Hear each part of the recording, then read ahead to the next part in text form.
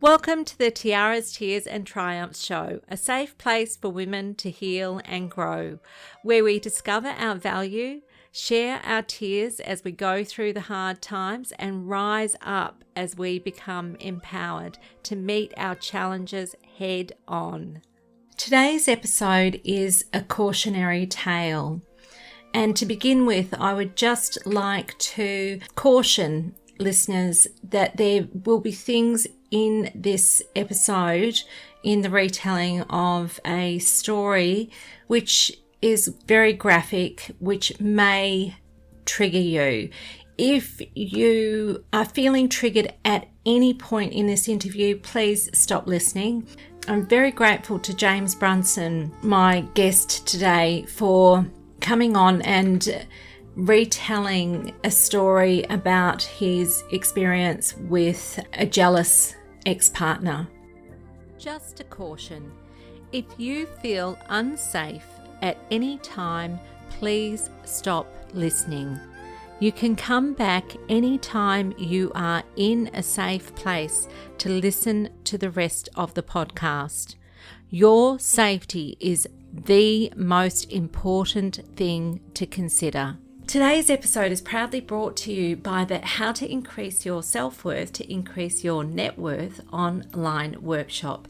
This workshop is here to help anyone who is healing their life after being hurt, to rediscover the treasures that lie within themselves, and to help them find their feet again, to be able to move confidently in the direction of a rich and rewarding life. To find out more, to manifest an abundant life, and to sign up for the next workshop, go to Sandy's Keys to Success at sandyj.com.au. Hello, James, and welcome to the Tiaras, Tears and Triumphs podcast. I'm so happy that you've agreed to come on as my guest today. And I would like to just start by just asking you to introduce yourself and just tell us a little bit about your story, I suppose, because the reason that you're here today is because you've had some lived experience with domestic abuse, and you're here to help share your story in the hope that it will help somebody else who is out there listening to this. So welcome. Thank you for inviting me on, Sandy. I'm really pleased to be here. If I can help in any way, that would be fantastic. If my story can sort of somehow, get some shared experiences across, that would be, ideal, because at least we can get something, positive out of happening from, something that is quite obviously serious and, let's be fair, very frightening and upsetting to sort of many people. So, I'm very happy to obviously, go into a little bit about my life. And again, my name's James, as you've introduced me. So I run an internet company. So I've been doing that for about 20 years. And really, my story sort of begins where I was with a relationship with a girl. And unfortunately, we felt we were being stalked. So I was on a walk with her on a beach, and we were walking the dog. So we just felt we were being watched. So at that time, her phone rang. So, she was very, I won't name her name, but, she was very upset that she felt she was being tracked by her ex-partner. So literally we went back, we took the dogs back to her house, and I literally thought, well, this is scary. This is quite frightening. What's sort of going to happen? So the phone rings, and he says he's coming around to the property. And at that point, she had left him around about 6 months previously. So I thought the relationship had ended, and so that's why we were sort of going out. We were dating, so we felt things were kind of above board. There was nothing, sinister going on. So at that point,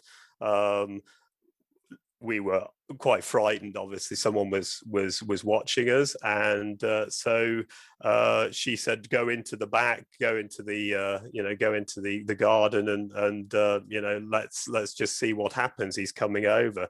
So I go into the back garden.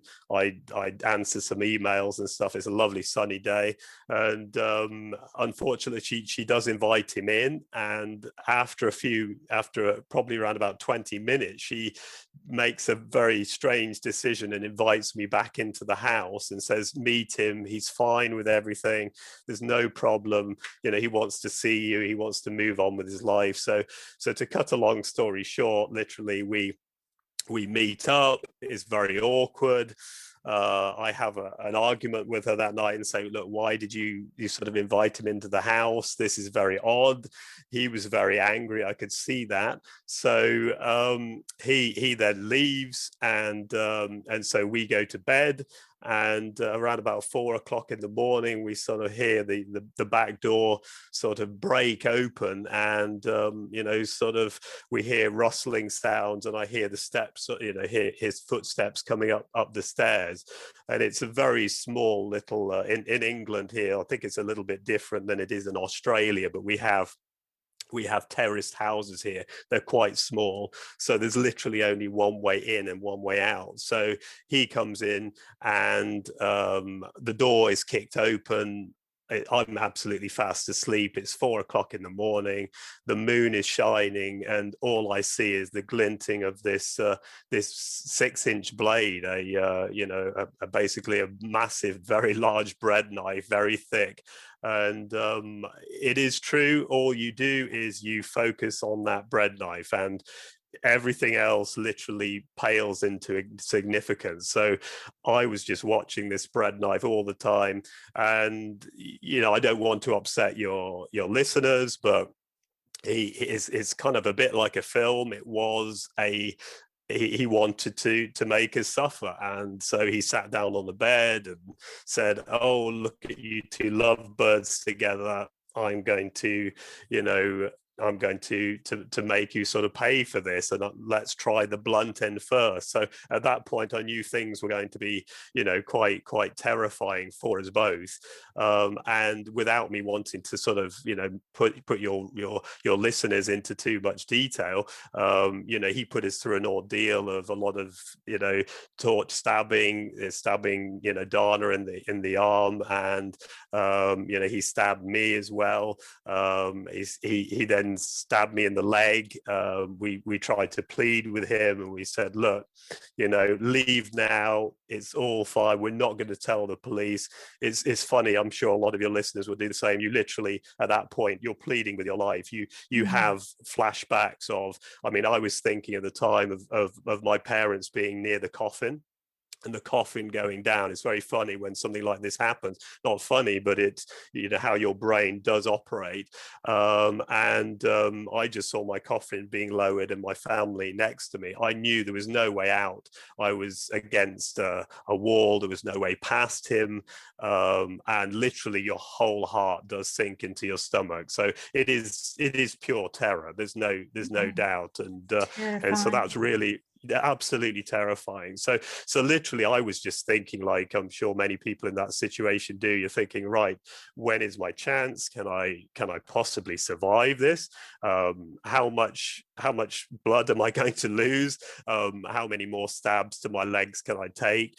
So at that point I was completely back against the wall, and luckily, as he got up, he did say, I said, look, you can leave now. We will not tell the police. And at that point, he said, I've gone too far. He literally his eyes had completely defocused. He was like a shark. He had lost all sense of being a human being. And I could see, wanted to kill me, so and kill both of us. So at that point he said, I'm going to slit your throat and she's going to watch you die. So I really did think at that point, well, there is no way back after this. So literally, luckily, we're talking a split second, he thought he'd taken my phone downstairs. and he hadn't actually taken her phone, and because we had similar phones, and luckily she dialed 999 on her bedside table on her phone. So the police picked up, and at that point he literally lost that focus of pure determination to kill us, and it then went to determination to get the phone and to save himself from, obviously, I suppose, being arrested. So he goes and he tries to get the phone from her, and incredibly, she saved my life. She jumped across the bed, incredibly courageous. It's not always the man that is the victor and the strong person in these situations. She, without her being totally selfless and screaming, and she started screaming, "We're being murdered," she jumped across the bed, and he went to follow her down the stairs. So and literally, he ran out after her. I had to sort of deal with the issue as a man. What do I do? Do I chase down there? Do I protect her? I'll be frank with you, I was totally naked at the time. I was bleeding heavily. All I thought was, close the door, which I did. I locked the door, and I just hoped that she'd escaped as she had down the road. And he came back. Luckily, he did come back after me, so I knew he'd left her alone. And I had to jump out of a window, and sort of I landed on the rooftops, and with pure adrenaline, I literally jumped across 4 rooftops. And luckily, the neighbor had their window open, and I just threw myself into their bathroom window, stark naked, which was, again, all these things go around your head. It's not something that any of us think we're going to get into this situation, but it happens. And luckily, the couple that was there, I'm saying, look, I've been stabbed, please call the police. And luckily, they did get sort of tourniquets, they got towels, and they started to sort of try and stem the blood loss at that time.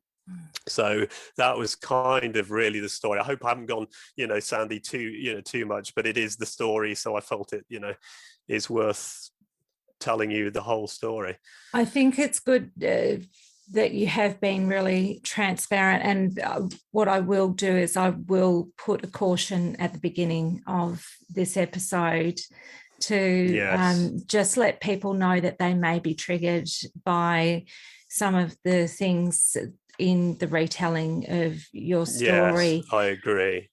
Even for me, there were some very strong parallels with my own experience, because my abusive ex-partner was a stalker, and I had a very similar experience where we weren't together, and I met somebody who was just a nice guy, and there wasn't anything even happening at that stage. We were just getting to know each other, and we went on a walk, and I had exactly that same sense that I was being watched. You get this, this sixth sense that's happening where you can actually feel it. And I did see him. And at that time, I already had a court order in place where he was not allowed to, come anywhere near me. And this poor guy, who was only just getting to know me, ended up in this drama where we had to go to the police station and report this incident, which was a clear breach to the intervention order. And this is the retelling of your story and what happened to you as mind-blowingly, you just think, how can this possibly happen? Absolutely. It actually does happen quite a bit, and we don't always hear about it, but I think this is a cautionary story that you're retelling in your experience as to what can happen when somebody escapes cycle of abuse, but has not really managed to get their abusive ex-partner out of their life. They're not actually free yet to be living their own life the way that they would like to live their life. They're not free yet to be making their own choices, to be moving forward in their life with doing something like they should be inviting. free. Yeah, they Yes, they should be should be free. They free, should but be free. yes, But that abusive person still has this terrible hold on them and absolutely. a claim on them, and which means that if they get into another relationship, that it's very, very dangerous, as you have described in what happened to you. And that was certainly true for me and my own experience too, because after that, it's like before that, I had not thought that my abusive ex-partner was capable of physically harming me to that point. Before that, he had pinned me down in an argument, and he'd done things which I won't go into detail about now, but he had never bashed me. So in my mind, I thought he wasn't capable of crossing that line. Did you feel sorry for him, Sandy, at all? Absolutely. Yes, I did. I felt sorry for him, even though he was stabbing me. I knew he was very ill. Yes. So it was very strange, because when I went to the police and I went to the CID headquarters, and they said, "You're so lucky to be alive today." And I remember saying to him, he said, "Gosh, it's terrible what he's done to you." And I said, "I don't actually feel that." And they said, why are you so calm about it? I said, I understand his pain, and I understand for someone to have disassociated so much, it wasn't normal. He must have had so much pain of the loss of his relationship that I understood. And I'm not saying everyone should do that, but I do feel that my understanding of his pain helped me with my own dealings with recovery. Absolutely. And I definitely think it was that almost instantly. I thought, well, can I imagine if I was with a woman for 26 years and I'm outside the house and I see a younger man with what I thought was my life partner, how would I feel? So once I'd kind of understood his pain, I don't think I felt the victim. I think that's probably what really did help me.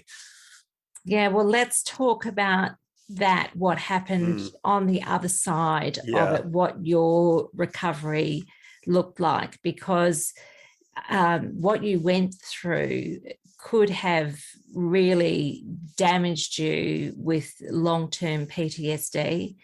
And from the little that I do know of you and that conversation that we've had, I think that you have had a different experience, and I'd really appreciate if you could share what your experience was after this terrible, terrifying incident happened to you.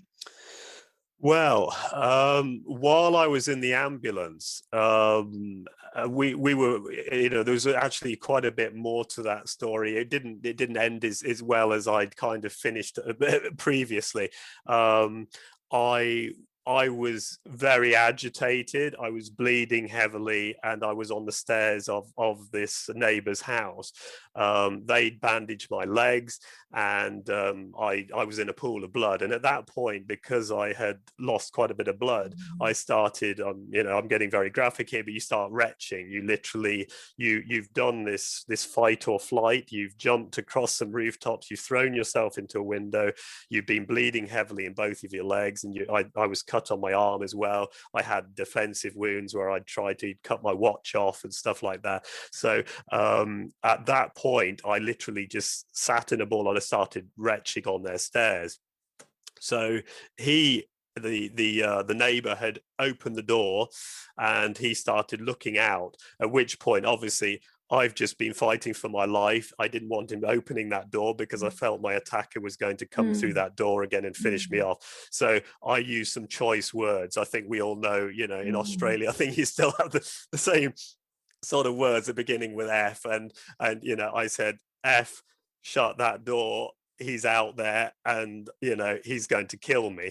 So at that point I frightened the neighbor. So he says, look, we don't know you at all from anyone, get out. So I was actually pushed back out onto the street, and that's kind of was even probably worse than the initial attack, because I thought I was in a sanctuary, and then I'm right back out onto the street, on the front of the street where the man who's attacked me is. So I end up running down the road, knocking on bed and breakfasts, trying to get help. And I just think, right, I've got to get off this road, because if he's in the car, he's going to kill me.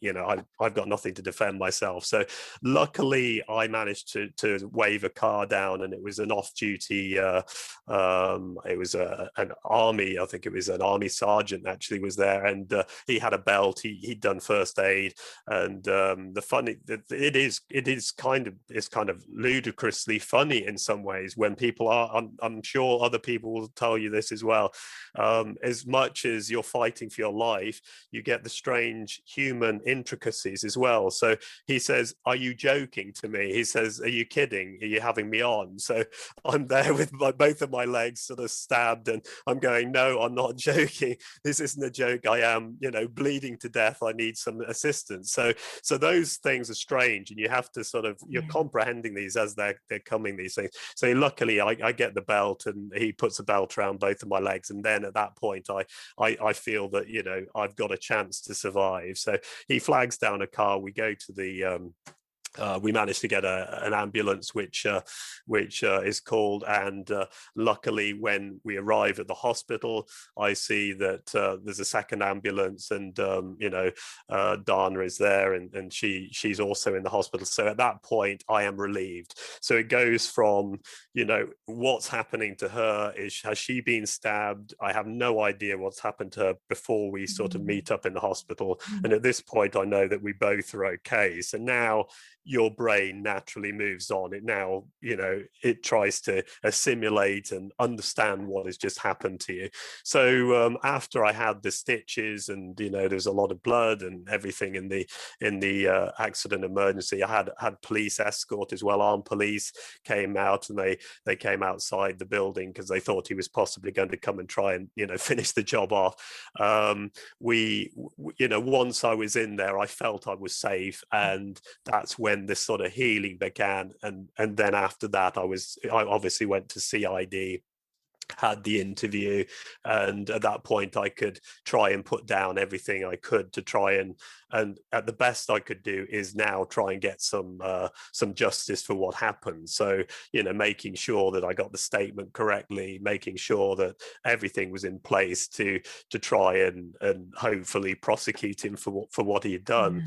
So your brain is moving very quickly. It's moving from survival, it's moving from survival to how is your partner, from how is your partner to I want some justice. So it literally moves very, very quickly throughout that whole program, and it is overwhelming. And I think that probably is what a lot of people are really do struggle with. So after that, I got home, my leg was black and blue. I was stabbed. He literally plunged it into my knee. So my leg was black and blue from the knee all the way up to the groin. I mean, literally the shock of the injury went up the whole leg. So, my parents were shocked. You try and minimize that. When I called from the hospital, you're trying to minimize that nothing really's happened to you, even though that you've been close to death. So I'm fine, don't worry about me. But as soon as you see your mother, you have that immediate outpouring, that natural, those tears come out, and you understand that literally you were, I would say, seconds from death, and that hits you. And that's when that hits you, it is like a sledgehammer. It really hits you, and it hits you hard. So over those sort of few days, you really are trying, your brain is trying to do the best it can, and really trying to understand what's happened to you. But you've got out of a situation. So even though you've got this pain, you've got this amazing almost triumphalism where you feel that you have survived. So how amazing is that? A lot of people don't survive. So I remember the CID man saying, "You are very lucky. You should be in there." And there was a cemetery opposite where I had opposite where I was being interviewed. So and I saw the gravestones, and you didn't need anything more sharp to see that you were that close to dying. And he said a few people had died in that village within that year with knife stabbings. So so you've got this weird feeling, you've got this amazing joy of life that you're still alive, but you've also got this, what has happened to me? The fear has hit you, and you never felt that fear before, so you're trying to deal with that and understand and put that into some place. So I think Sandy, I started feeling better when I'd lost my phone, and I really do believe that he'd stolen my phone, and so I kind of felt like he'd taken my life. So not only had he stabbed me, he'd kind of taken my contacts, so he'd taken my contacts, my business contacts, and so my future was being disrupted by him. That's how I kind of felt. I know it seems crazy, I'd almost died, but I felt like he'd got something bigger than even the stabbing me was. It sounds crazy, but that's how you feel at the time. So I at that point I thought, right, I really want to get my phone back. So luckily, thank God I had an Apple iPhone, and I did find my phone, and we tracked the phone down. So for the next few days, even though I was injured and sort of limping around on my legs, we got in the car, we did something positive, we went out there, we drove out, and amazingly I found the phone that had been tossed from him from a bridge. It had sort of landed in some nettles. It was in an old tire filled with water. We picked it out, heard my ringtone, and from that moment, it sounds so ridiculous and it sounds so trite, but from that moment, it really was like, okay, I can still recover. I've got my business, I can get on, I've got some stitches, but this is not the end of me. I can move on past this. Yeah. I'm a very spiritual person. So when you tell me something like that, it seems nothing short of miraculous that you would find your phone after that, and that it would 20 miles away as well. That it'd be returned to you. Yeah. So it's your whole story is absolutely extraordinary. I have a question to ask about the perpetrator. Did the police catch up with him by that point? They caught up with him. I wasn't told, but I think they caught up with him pretty quickly. He'd gone to his daughter's house, and on that way, he'd obviously thrown the phone out of the window of his car. And they did catch up with him at his daughter's house. They arrested him, and so once I think I got a phone call to say he wasn't there hunting me. That of course, you're right. I had all that going around in my head. I negated that. I thought he could come and attack me. So at all that time, he wasn't arrested. Yes, I was worrying, thinking, is he going to come and finish the job off? So until I got that call, of course, I certainly I always had in the back of my head, where shall I go? Could he come back? So I was scared. I mean, the night after, yeah.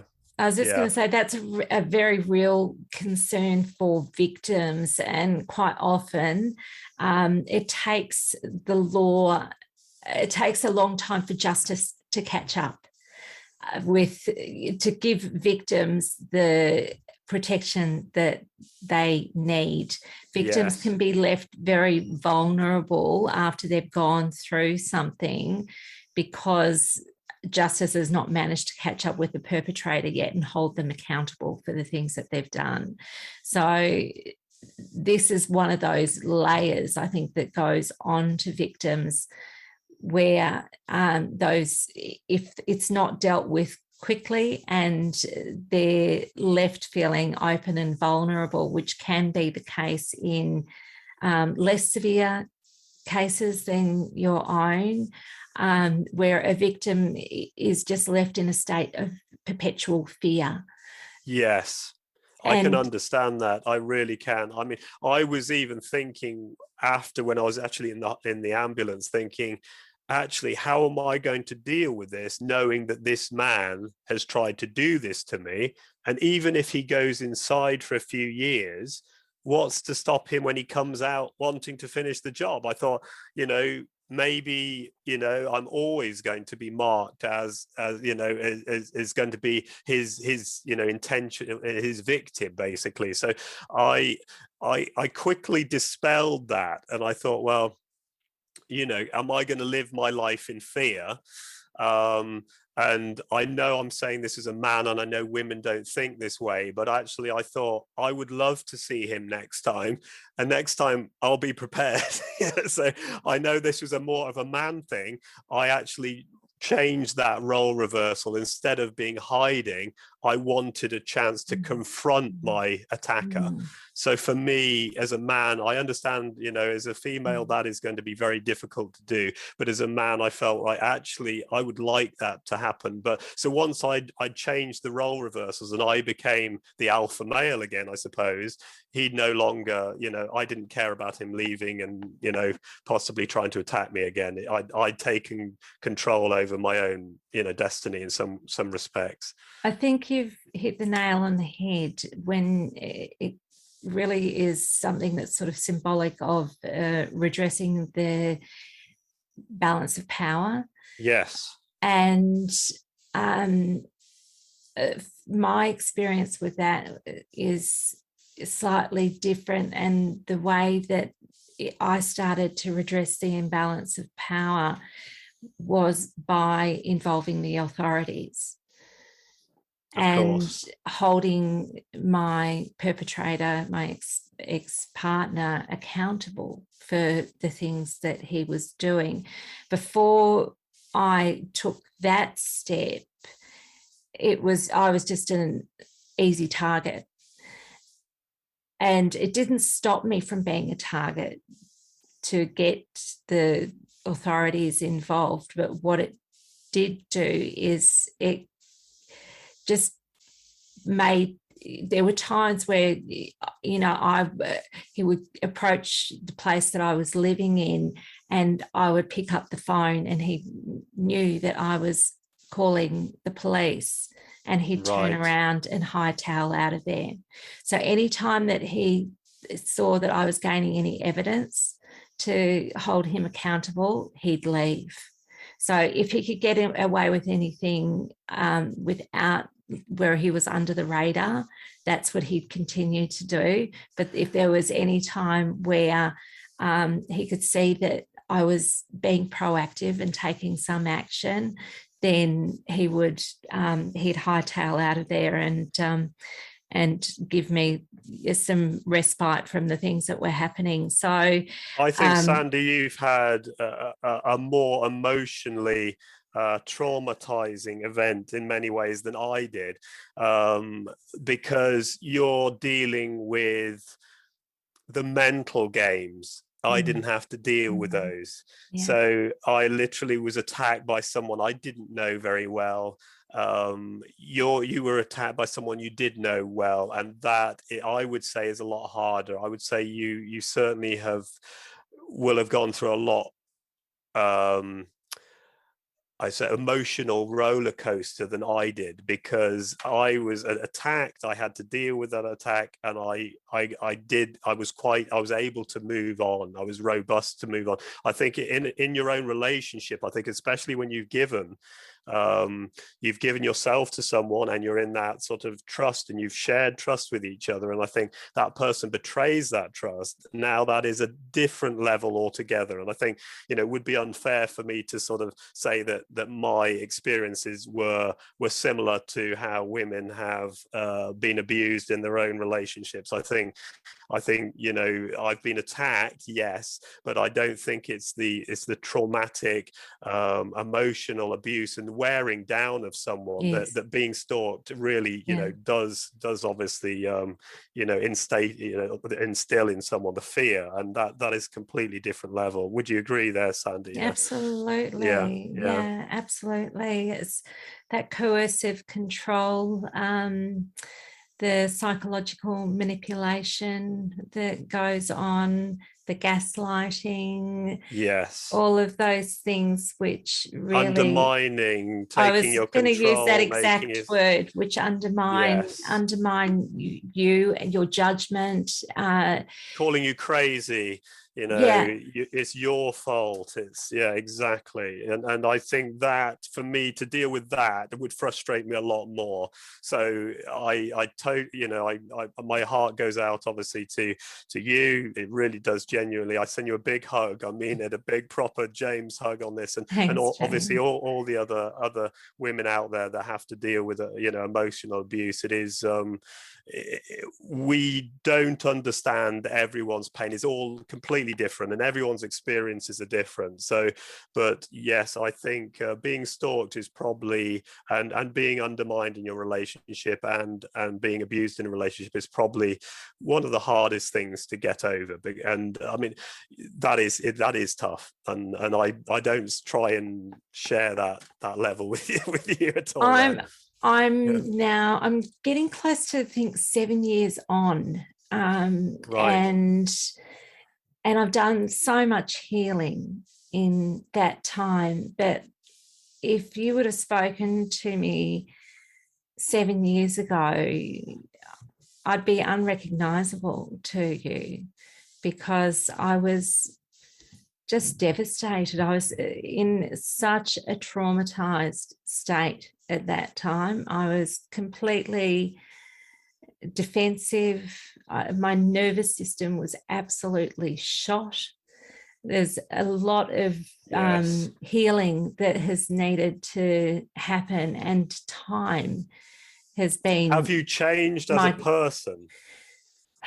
I think I have stepped back into who I truly am. I think that I lost myself completely in that relationship. Yeah. So I think recovery, when you talk about recovery, I think I've recovered me.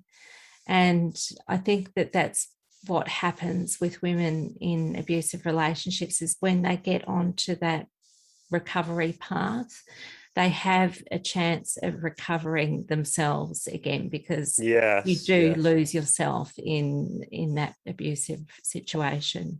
I've chatted to you a couple times, and I already see a very strong woman, and I see that you've used that and you have built upon it. And I would like to think I did that myself. I'm certainly saying it's certainly not in the level that, you know, that you've had in an abusive relationship, but I do feel that the strength that I have, and I have changed. I would say I have changed as a person. I would say I probably matured a little bit, and maybe even lightened up a little bit. You know, things like VAT returns and things like that don't seem to bother me as much. So you know, you do reprioritize, and I do think there's a future, and that's what I would love if, you know, if there was a lasting message of this sort of podcast. There is definitely a future, and probably a better future more often once you've gone through this. You may not see it at the time. You are depressed. You know, you will want to have those duvet days. You will just roll over and say, you know, life is pretty awful, and it's raining outside and it's windy. But within a few months, maybe even it takes you a few years, you will come out of that, and you will actually really really, I know it sounds, a lot of people are probably going to say, James, you're talking absolute deep, but I would say that you really will look back on it and actually say that was a defining moment that changed my life to progress to the next level. And that could be with business. It could be, I feel it changed my life in multiple ways. I mean, I would say now I'm a much happier person. I'm not driven by, the little small things don't seem to worry me as much. That day that I survived and I went to that beach and I'd found my phone, I remember it almost being, quite, and I'm not really a spiritual person, but quite, I would say celestial in a way, where light and color is far richer. The smells are pungent and fantastic. And you look at the world and you look at the sky being very blue and you think, yes, I've got tomorrow. I've got the future. I can move on. I can reinvent myself. And when you do that, your life's going to be fantastic. And I do think a lot of, I hope, if anything, the whole point of this podcast, some women can take that and say, yeah, can move on.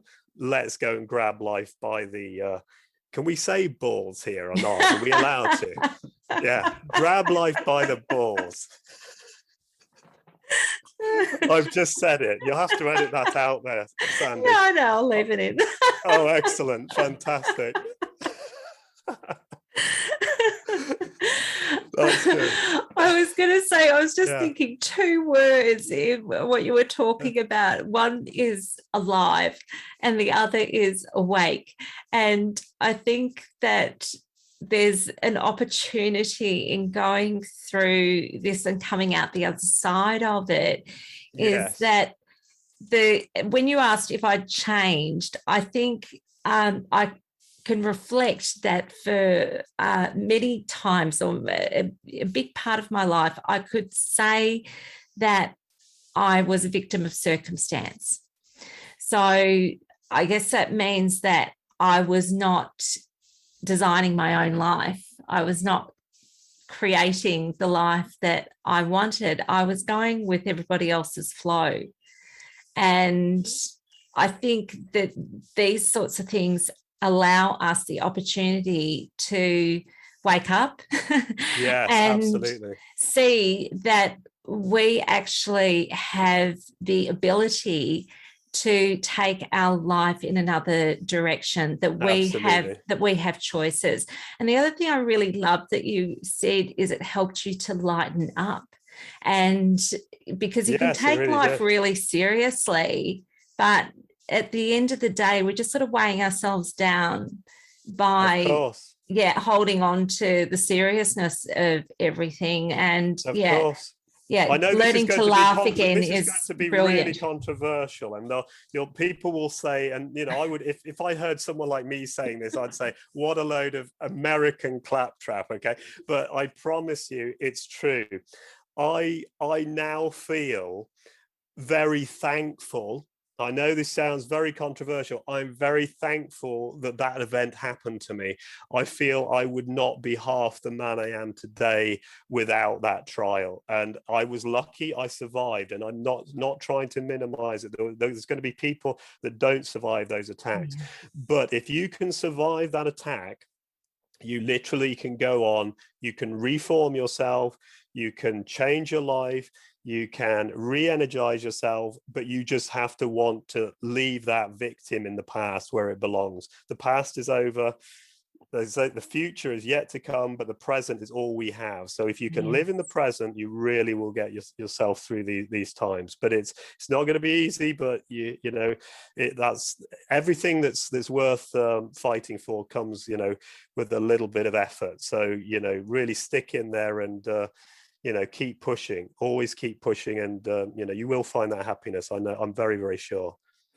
That's brilliant. And I have this niggling question that the listeners may also have, but what then became of your partner at that time? How was her recovery after? She found it a lot harder. Again, what I was saying to you, Sandy, because it was her relationship. So, really, Sure. it was her ex-partner that did these things. So she found it much harder, and she was in depression for probably 2 to 3 years after that. And I don't think it's something you ever get over. I don't think it is something you get over. You can rebuild. That's what I'm trying to say. I'm not saying you get over it, but you always remember it. It will always be there, but it's how you develop and how you push that into the new you. Yeah, she found it very difficult, and she had to go on antidepressants for a long while. I was on antidepressants for about a year, then I came off those. It did change my behavior for that year after. I was quite erratic. I'll be frank, I was quite promiscuous. I literally wanted to suck every drop out of life. So you will find that your character changes, and what it's trying to do is trying to work out how to heal itself. So that maybe you may drink a little extra, you may decide to have sex a little extra, you may take on all these things, and then you work it out within a year or two. This isn't really helping me now. I'm actually damaging myself in another way, but you're working through it. And I think once I'd come off the antidepressants, I did find they helped me. And I am someone that does, I do actually believe that certain antidepressants do give you that little bit of just traction to get back from a very, very dark place where, I will be frank with you, I was thinking suicidal thoughts. I couldn't see a future whatsoever. And so it takes you from that 0 point to at least carrying you through to a point where you think, okay, let's take a day at a time. Okay, I'm not going to do a lot. Maybe I'll just get out of bed today. Maybe the next day I just decide to maybe go and play that game of tennis or something. So, you take yourself a day at a time and a week at a time. And before you know it, you look back and now I'm astonished at how far I've come without even knowing it. You don't even know you're doing the journey, but you do it. And that's why I have a lot of hope in the people that you're trying to help. I think you're doing a fantastic job, Sandy. Hats off to you. You're doing a brilliant job if you can help anyone with domestic abuse and stalking. Yeah. Thank you so much for that, James. It's just incredible that I have this opportunity to have conversations with people like yourself. Before doing this podcast, I was a victim who was a survivor who had really no outlet to have these kinds of very meaningful conversations with fellow victims and survivors of domestic abuse. And this has been really such a privilege for me to be able to make these kinds of really meaningful connections with people. If I had not decided to do this crazy thing and start a podcast, I wouldn't have had that opportunity. So yes. I see it as being a real gift to myself, and I'm very grateful if it is doing its job and helping someone else who really needs that help and support. Exactly. You did exactly what we were talking about. You took something very negative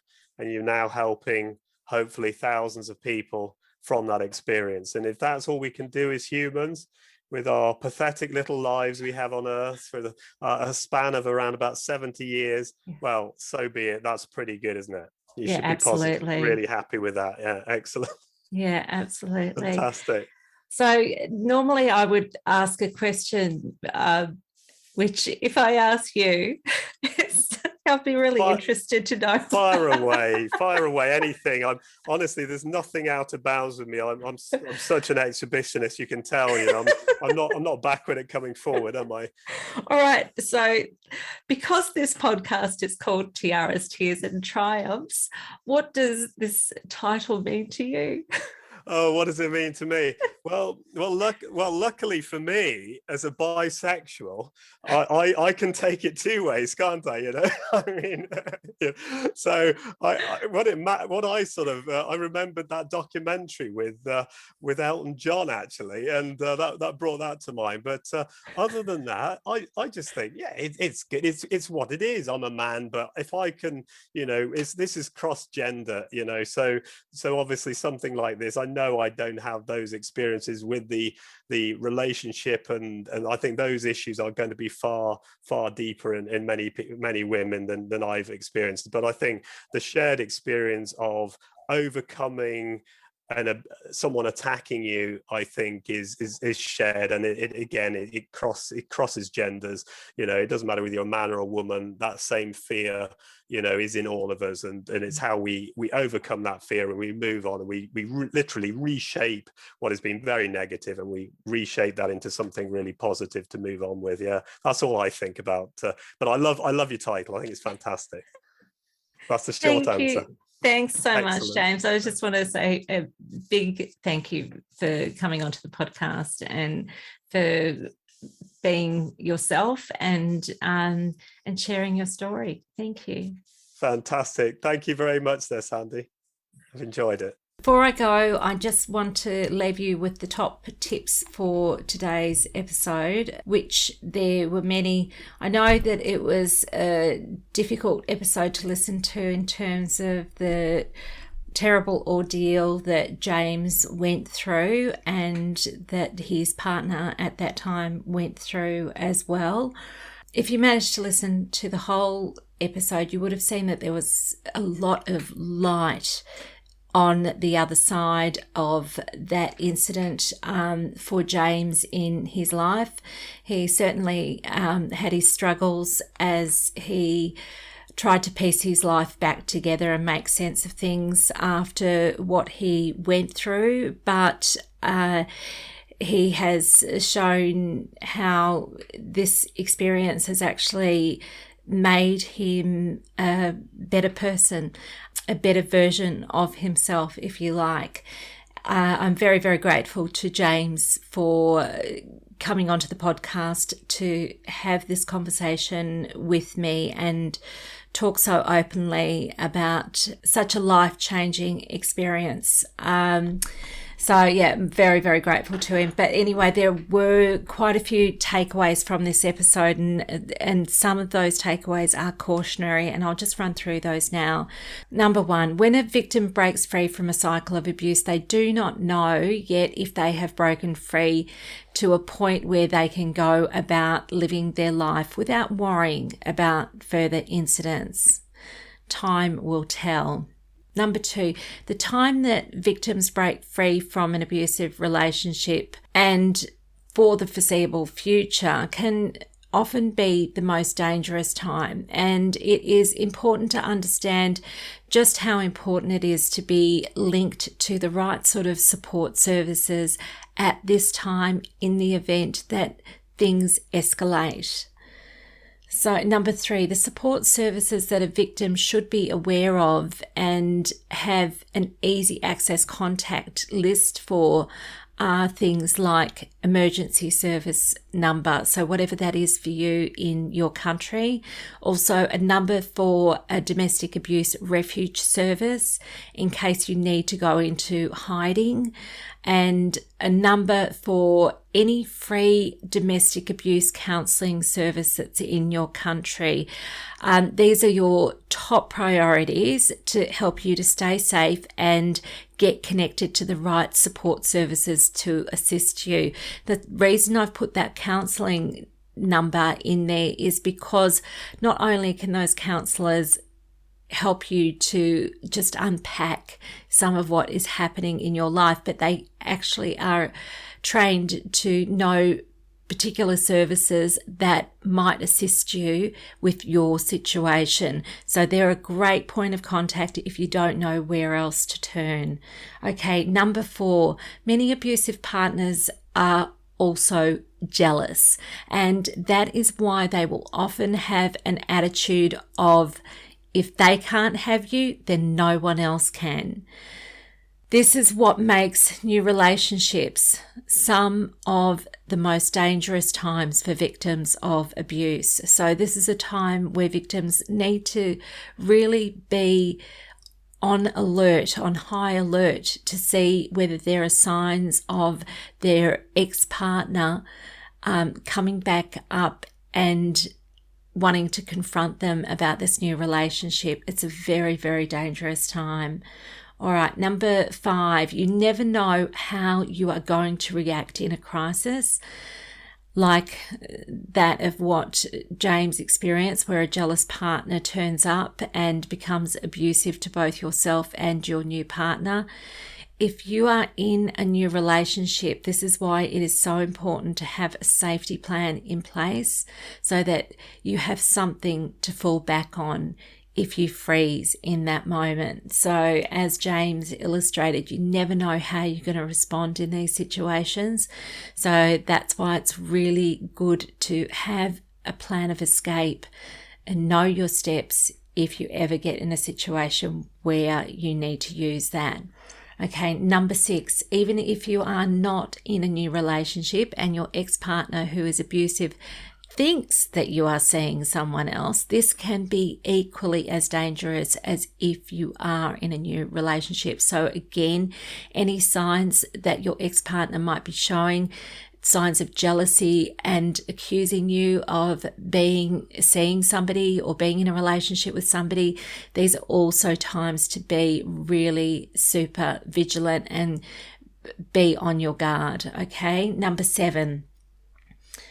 Just remember that jealousy can drive people to do crazy things.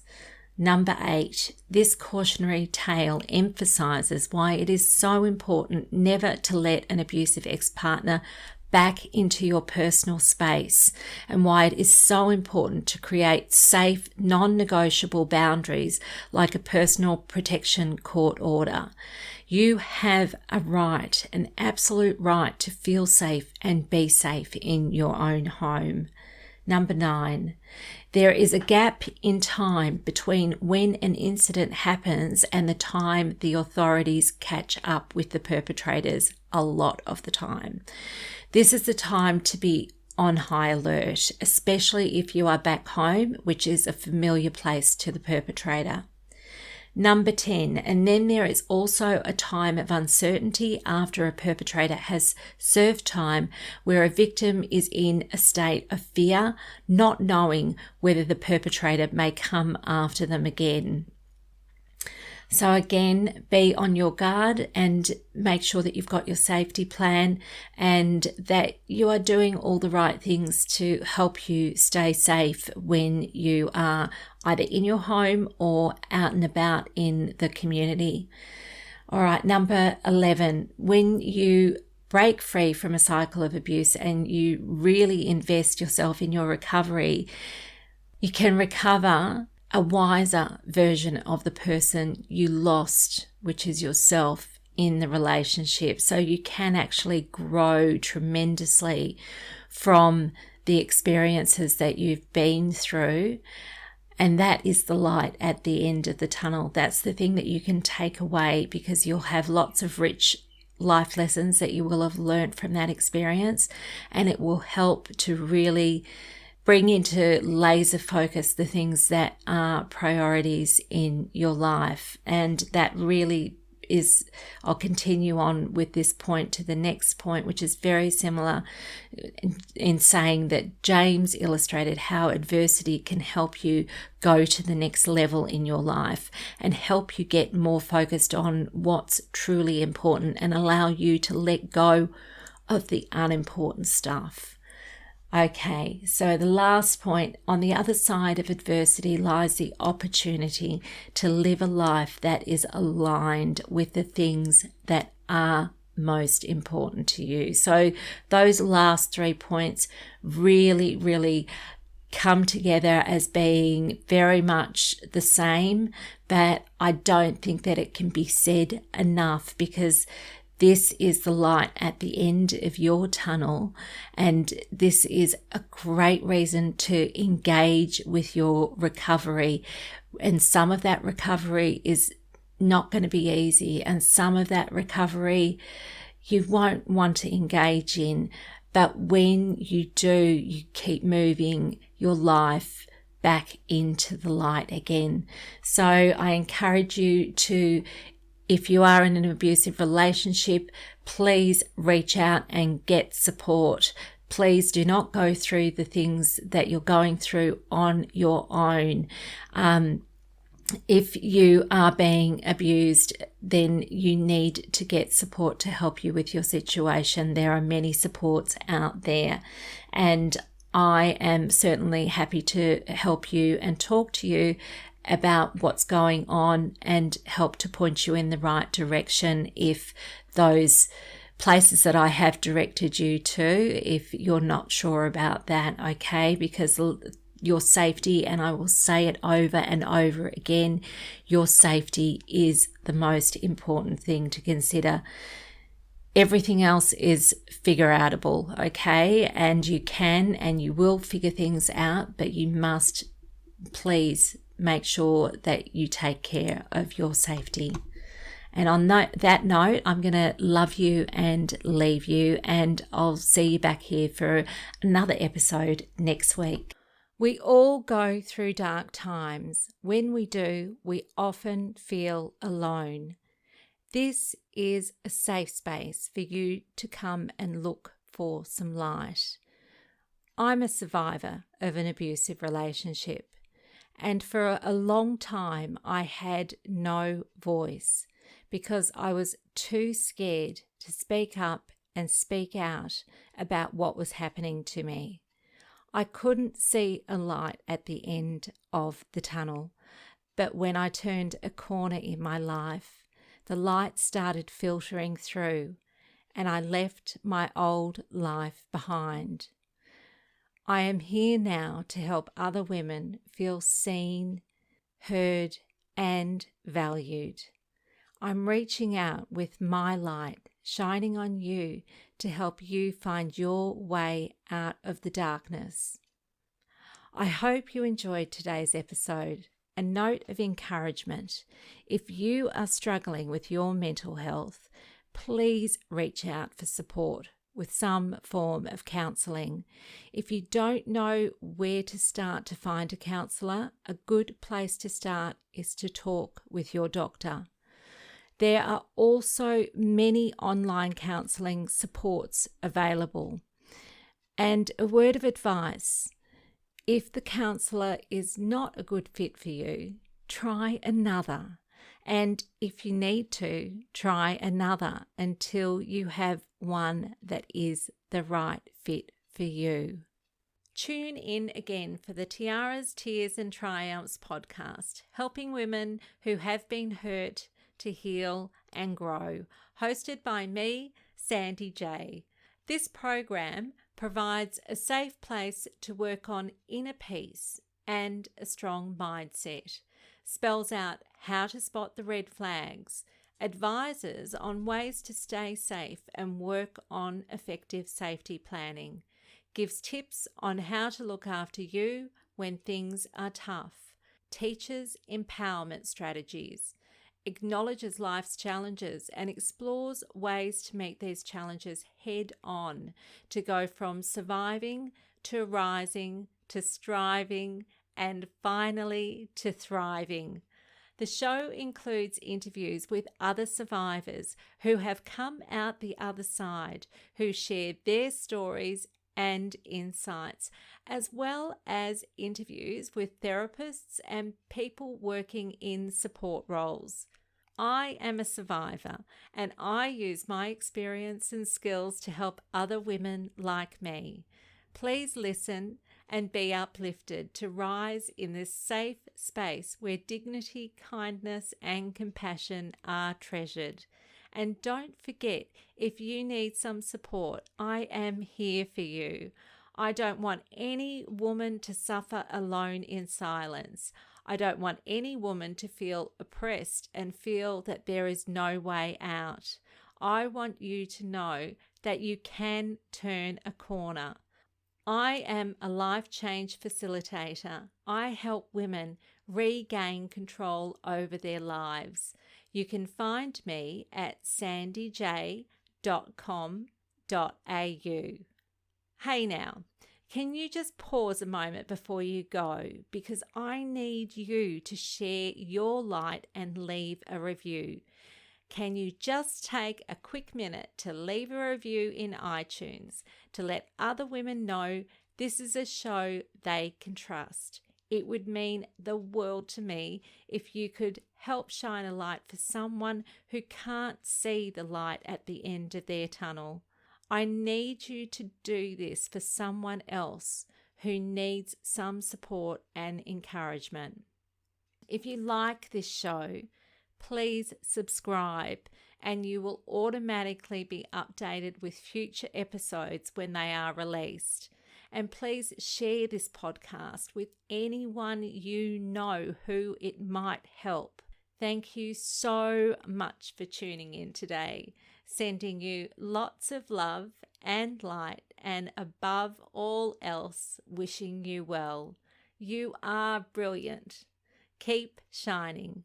Stay safe, Sandy.